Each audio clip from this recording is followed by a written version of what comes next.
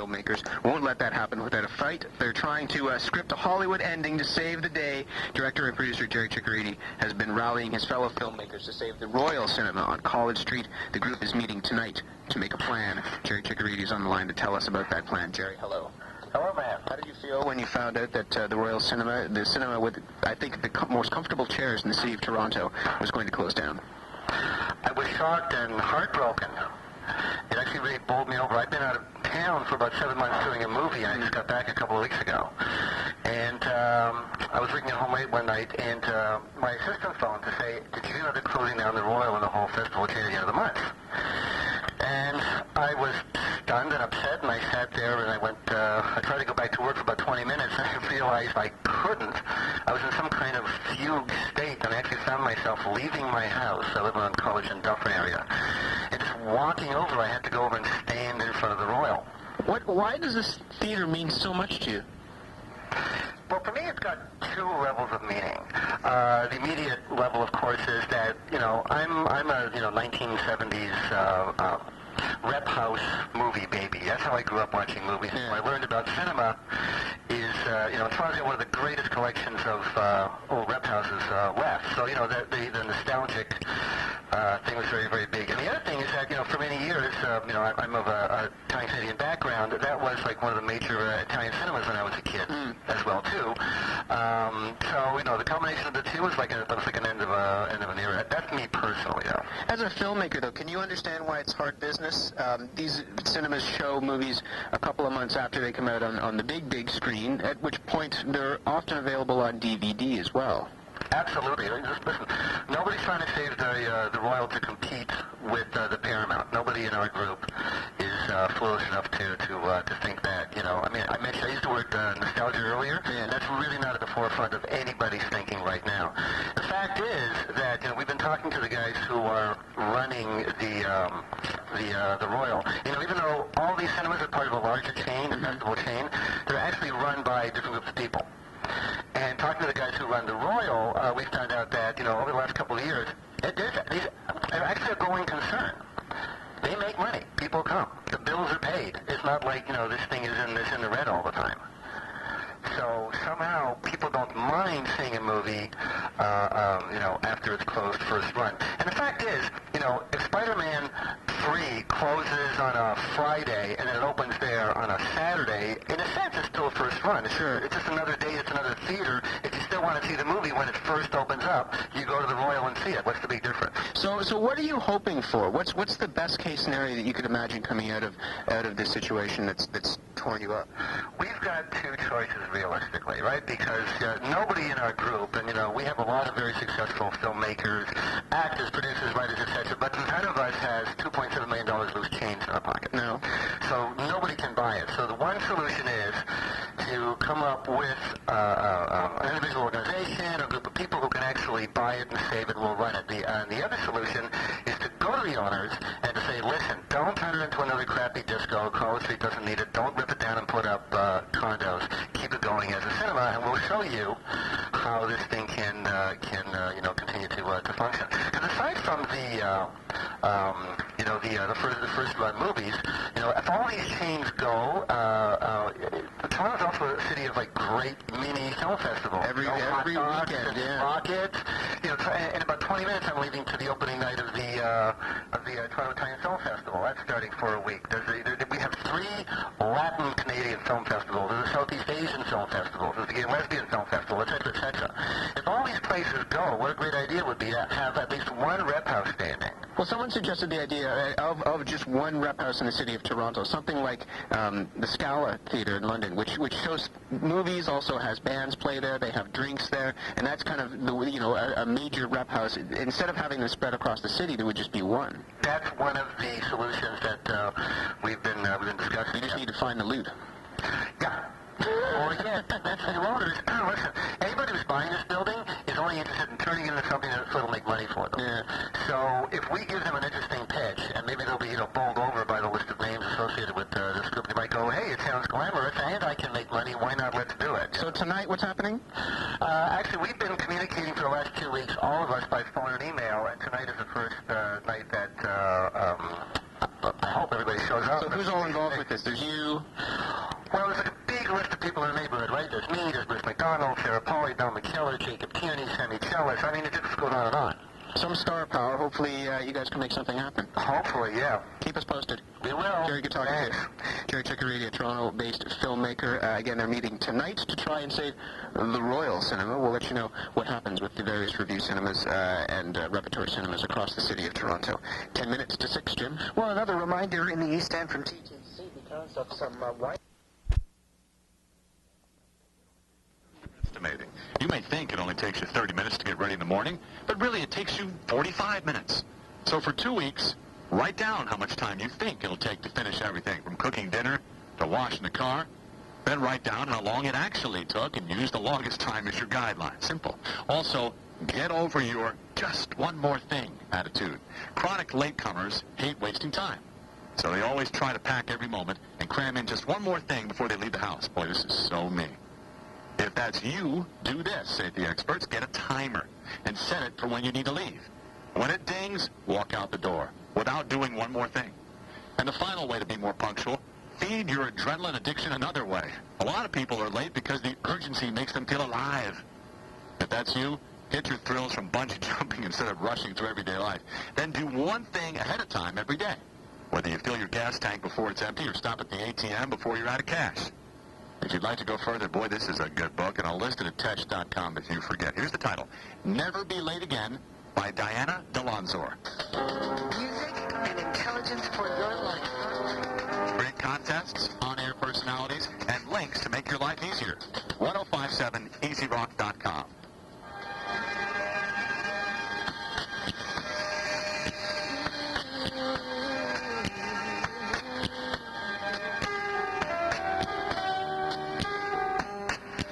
Traveled a long road, so you will listen.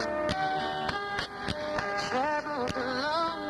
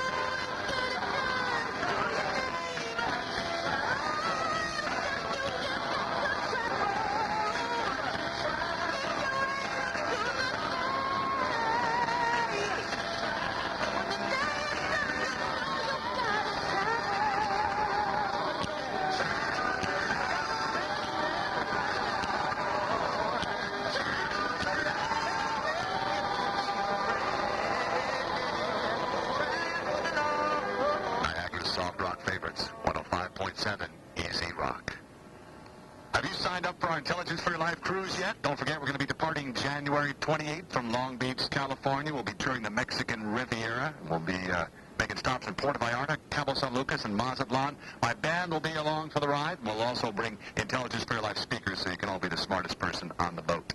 Let's talk a little bit about your kids and their manners.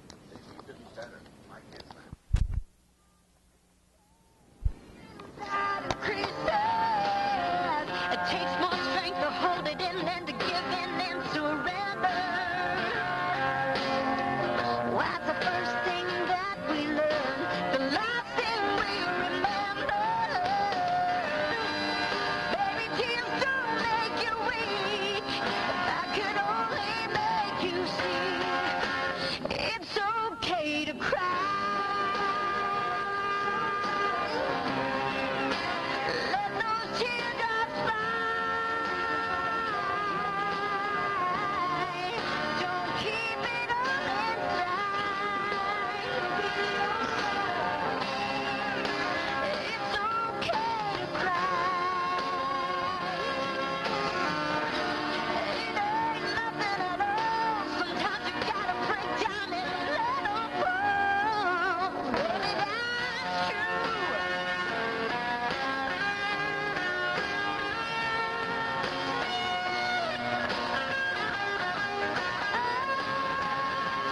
It's okay to cry. Let those teardrops fly.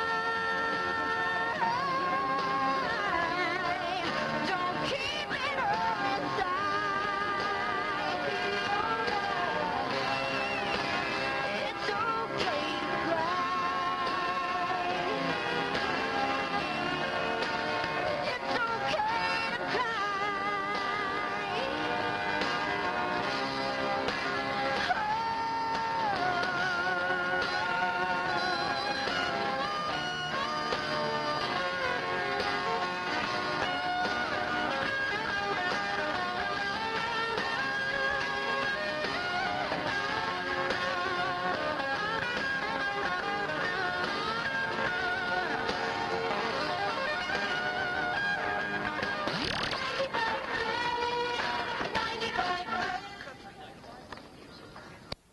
I just walked in the room, or a slim guy.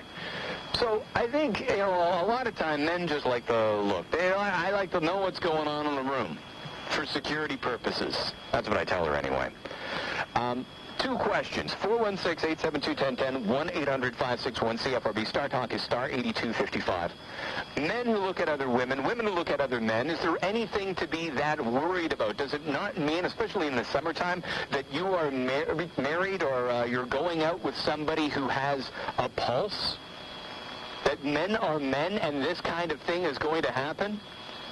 And I'd like to think that maybe guys are sly enough and have something going on where you have some sort of system where you can look without making it that obvious. How obvious are you making it? You got to wear sunglasses in the summertime if you're sitting on a patio in a busy kind of area of town. 872-1010, 1-800-561-CFRB. Star Talk is star 8255. I think perhaps the emailer is being a little hypersensitive. And while it might be true that all guys are, looking, it doesn't mean that they're necessarily shopping. 872-1010, 1-800-561-CFRB. Star Talk is star 8255. Or perhaps follow every look up with something like, you see her? She's not as pretty as you are. Dave, you're on News Talk 1010 CFRB. First of all guys look, do they not? Of course they do, but you can't get caught. You have to be really careful. How do you do that, Dave?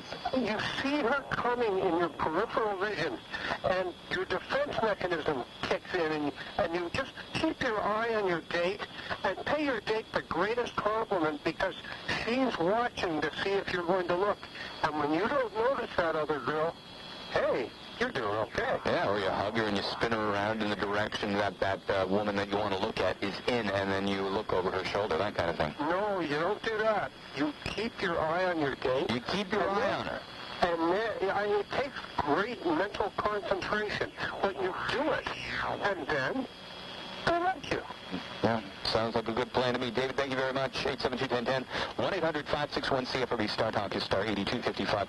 We're looking for a couple of tips to perhaps A, not get caught, B, is it okay? I mean, I think most women realize that when men look at other women, it's called human nature and doesn't necessarily signify anything bad or doom in the relationship. 416-872-1010, 1-800-561-CFRB. Star Talk is star 8255.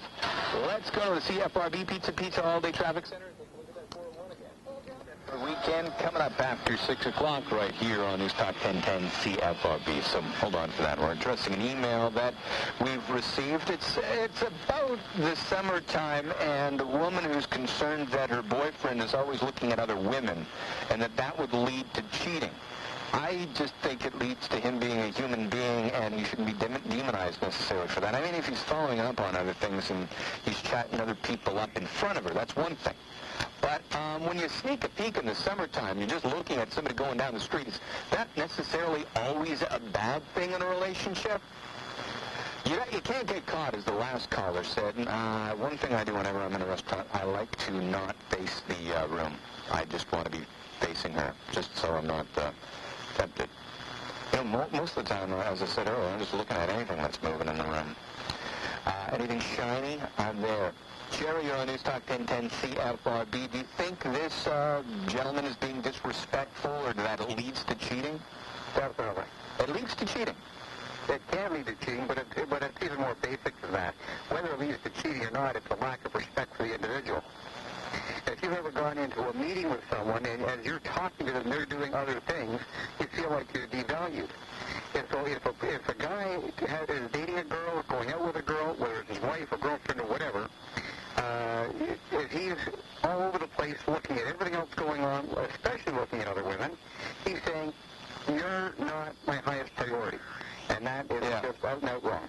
Yeah, you know, I guess what I'm talking about anyway, and I think you're absolutely right, but I guess there are degrees to which, you know, if Selma Hayek walked down the road, are you telling me that if you're with your wife or your girlfriend that you wouldn't turn and take a second look? Hello? Who walked down the road? Selma Hayek? Or I don't know if it was,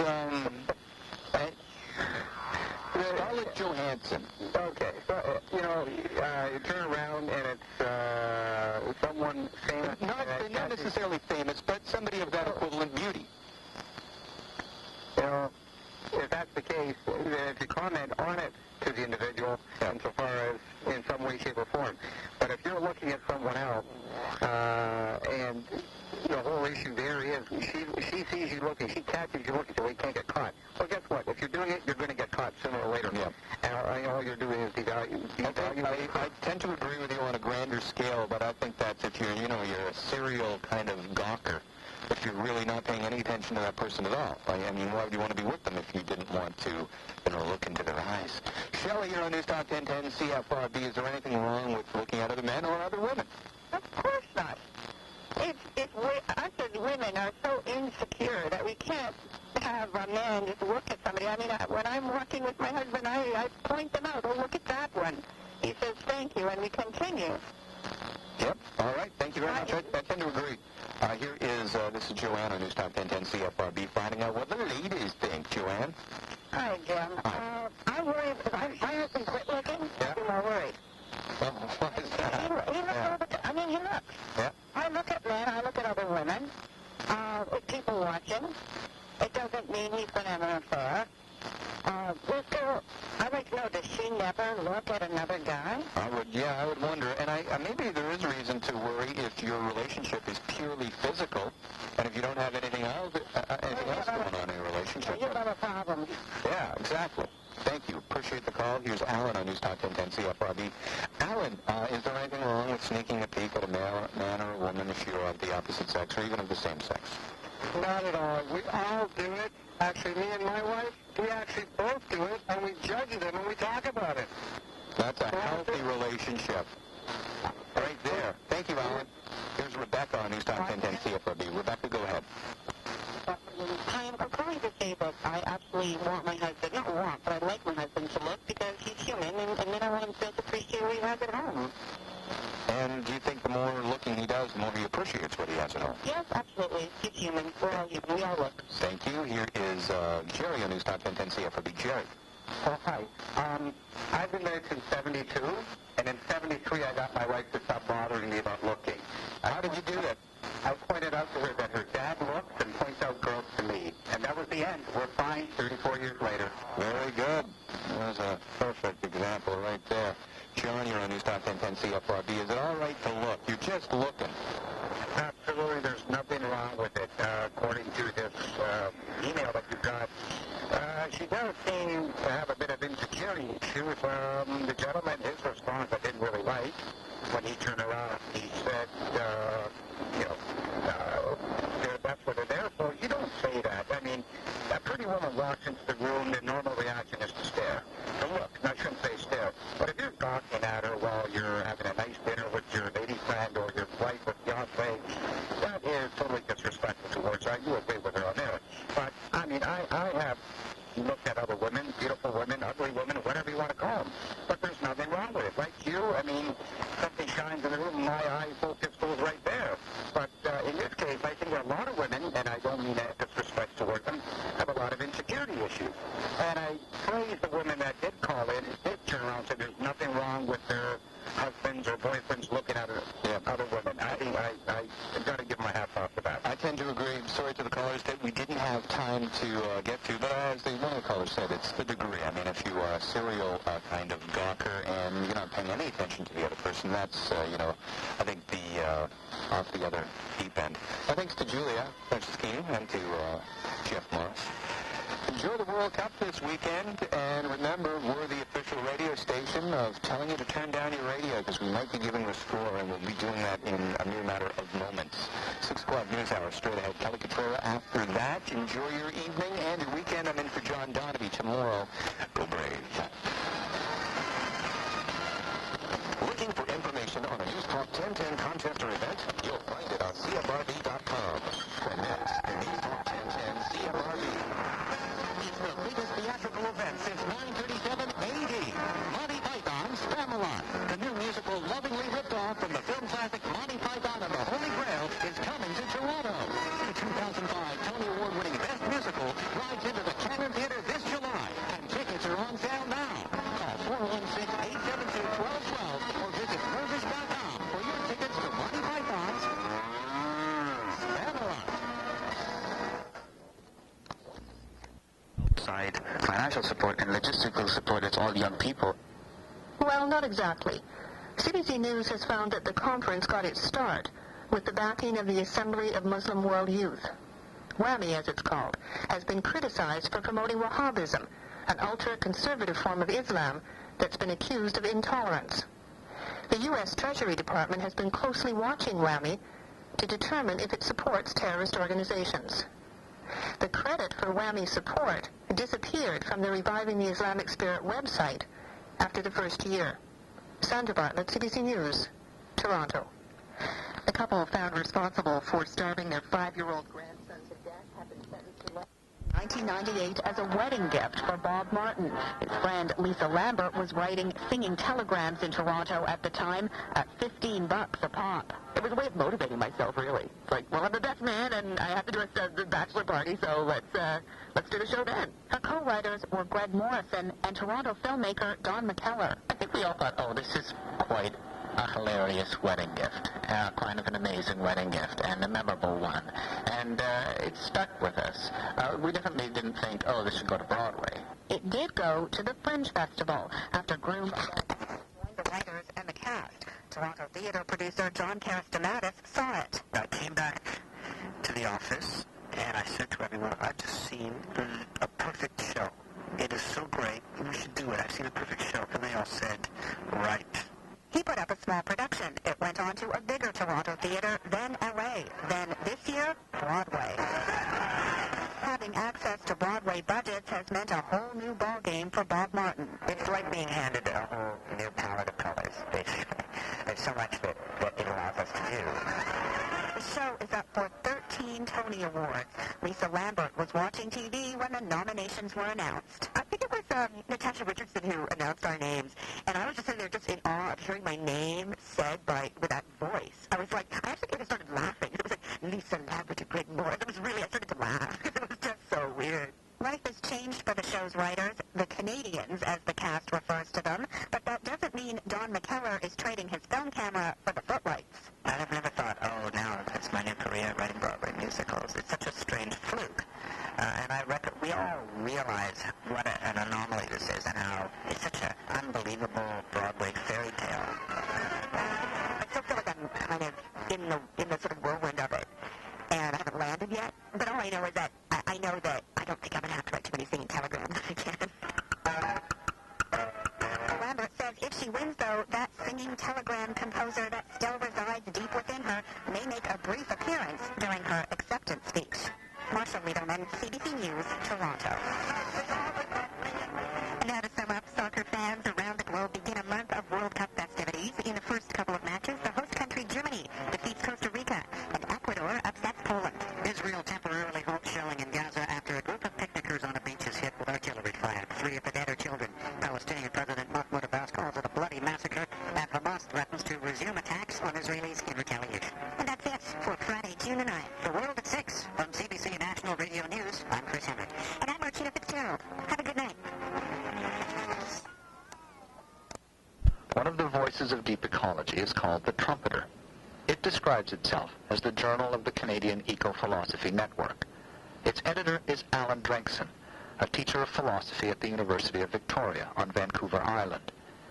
Here's how he explains Ness's use of the term deep ecology. When Ness was asked in an interview if he could sort of state the essence of deep ecology as he understood it, he said, in response to that question, well, think of it in terms of an inquiry that you're carrying on.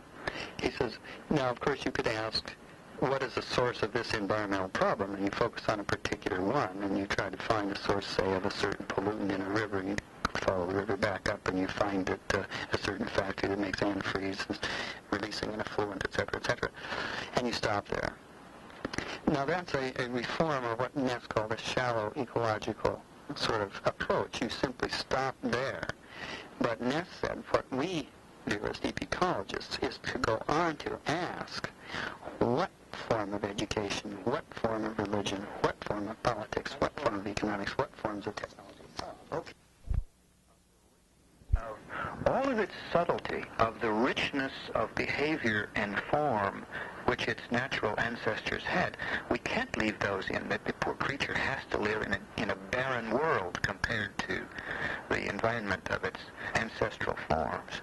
So we've stricken from these forms that which made them most beautiful and challenging and interesting, and then that's our idea of nature, that nature then becomes brutish, it becomes simple, it becomes something we must manage. You can call it stewardship if you want to, which is another one of those euphemisms that we hear occasionally. We are to take responsibility for the world, which merely says that we're on the way to either making slaves of the rest of creation or bringing it to extinction. So that's when the fall took place, that if there was such a thing, it was when we left a world to which we can never return, but which nonetheless may give us some important insights and clues as to who we are, when we left that world and became settled people with a very impoverished fauna and flora around us. Paul Shepard believes that the forager's way of life can still give us important insights into who we are, and possibly show us a way out of our estrangement from nature. The key for him lies in a particular pattern of childhood experiences which our own children tend to lack. Such people reared their children in the most extraordinary way, which is to say that by the time the child was initiated into an adult society, the person's own sense of being at home in the world and of being a part of things and living in a world that was good with a great deal of respect for non-human beings, what we would perhaps call a kind of humility about the natural world, was the other thing that struck me so deeply about such groups of people. And being a biologist, my own bias was to speculate that hundreds, perhaps thousands of generations of living a tribal existence had built into our own genetic makeup certain expectations about what life would be like for us as infants and as children and as adolescents. That the body had and the mind had a program given, as it were, by our own biological heritage of assumptions about the way in which we would be dealt with by parents, by peers, by elders, and so on, that involved certain critical period experiences. So what seemed to me to be common among this greatly diverse group of foraging peoples was certain kinds of experiences in infancy and childhood, which one might call bondings, not only to mother and parents and people, but to the landscape and to the natural world. And then certain experiences that involved a religious perspective, it involved initiatory ceremonies and experiences that the adolescent went through, that moved the individual to a more mature perspective on himself or herself in the world as a whole. Paul Shepard has laid out this theory at length in a book called Nature and Madness. He draws support for his ideas from the vast psychoanalytic literature on child development, but he differs from most psychoanalytic thinkers in one crucial respect. He thinks they overlook the importance of our bond with nature. The difficulty is that, in spite of the care with which we have been studying children, the people who have been doing it have not, by and large, been very interested in nature or non-human part of the world, so that we have this tremendous amount of information that the interpretations usually neglect even the possibility that some of what we're seeing involves some special kind of experience with the non-human. Let me give an example of what I mean. The last 10 years, the studies of infant mother bonding have led to a whole new sense of the importance of the naturalness of the nursing mother and the importance of contact of the sound of the smell of the mother, of the taste of the milk, of the amount of time it takes to change the mother. That seems to be essential for the rest of the child's and the adult's behavior. But I don't know what Domination of nature follows from the domination of human beings by other human beings. Well, it creates a mentality of domination. We start looking first at people as objects to be mobilized and controlled and manipulated. And then afterward, we extend that out into that revered world we call the natural world, which is supposed to be the source of so many of our pagan deities. In point of fact, nature remained a revered and enchanted area long after people became disenchanted objects for building pyramids, roads, temples, and so on, or to be destroyed in gladiatorial battles in Roman arenas. Nature came later. The Marxian scheme, and in fact the liberal scheme, works with the notion that in order to dominate nature and control nature, we have to dominate people, whereas I've reversed that. So the Marxian scheme would work with the idea that we cannot have freedom until we dominate nature completely. Then afterward, human beings will be free to do all these beautiful things that human beings are capable of doing. I've reversed the argument and I've said until we have social freedom, we'll never enter into a balance with the natural world. The essence of Murray Bookchin's approach is his refusal to divide society from nature. He sees evolution as nature grading into society, and society as built on biological foundations. I don't see separations, oppositions between the two. I see distinctions between the two. People don't think that way today. And they haven't thought that way more or less for thousands of years. They tend to see culture versus nature. You go to France today and they'll scream at you, I defend culture against nature. Nature is blind, necessitarian. Nature is cruel. Nature is stingy. And by the way, these are fundamental notions that have defined our ideas of economics, sociology, history,